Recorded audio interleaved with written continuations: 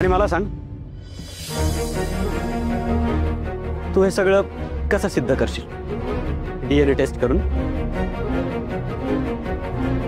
DNA report असे फिरवेन मी? तुला काय वाटतं, त्यांनी मसाल्याचे रिपोर्ट्स बदलले होते, त्याच्यासाठी डीएनए रिपोर्ट चेंज करणं किती अवघड आहे? आणि हे सगळं उद्या विराजसला जरी कळलं तरी विराजसच्या नजरेतून तूच उतरशील. आता तर मला असं वाटतंय की मीच सगळ्यांना जाऊन सांगायला सांगूनच का. प्रिय विट्टी,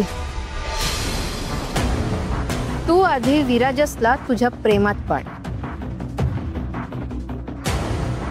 एकदा का तो जाळ्यात आला की मग तू या घरात येशीलच लग्न करू. माझे हात बांधलेले आहेत, पण आपण दोघं एकत्र आलो तर मग आपण बिराजदारांना संपवू आणि या अख्ख्या साम्राज्याचे मालक बनू. तुझाच बाबा.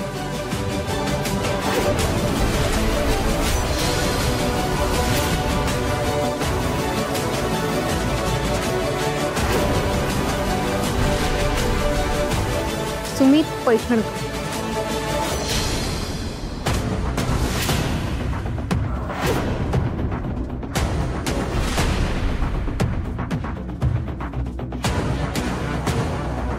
हे काय, असं काही नाहीये. कुणाला माहित? आता एक कहाणी तुम्ही रचली आहे, मग मीही माझ्या बाबांकडून शिकली आहे सगळं. आता एक कहाणी मी रचणार. काय बोलतेस तू राधा? ते खोटं आहे आणि तुलाही माहिती आहे. नाही बाबा, खोटं कुठे? अहो खरं आहे सगळं. बघा ना, तुम्ही स्वतः तुमच्या हाताने लिहिलं हे पत्र मला.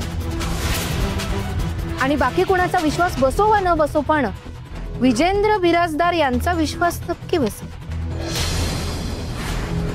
कारण ते चांगलंच ओळखून आहे तुम्हाला.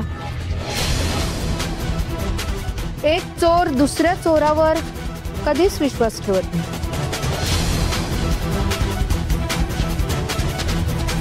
मग चला, सांगणार होतात ना सगळ्यांना, कशाला थांबलात? चला सांगूयात. बेटी हे बघ, प्लीज असं करू नकोस. चुकलं माझं, माझ्या खूप चुका झाल्या आयुष्यात, पण प्लीज मला माफ कर.